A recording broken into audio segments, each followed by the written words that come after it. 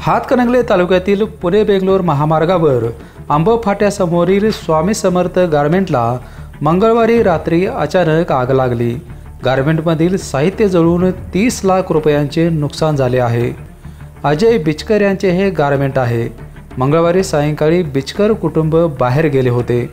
सायंकाळी 7:30च्या दरम्यान या गारमेंटला आग लागली। येथून जाणाऱ्या सागर शिंदे या मोटारसायकल स्वाराला आग लागल्याचे दिसले। त्याने तात्काळ वडगाव नगर परिषद अग्निशमन दलाला कळवले। अग्निशमन दल येईपर्यंत आगीने रौद्र रूप धारण केले होते।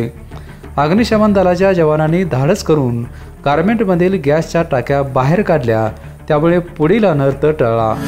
गोडाऊनला काल आग लागली कसे? वायर सर्किट लागली। 30 लाखाचे नुकसान झालं कमीत कमी। सगळं गोडाऊन भरलेलं होतं, पिशव्यातून शिवलेलं होत्या।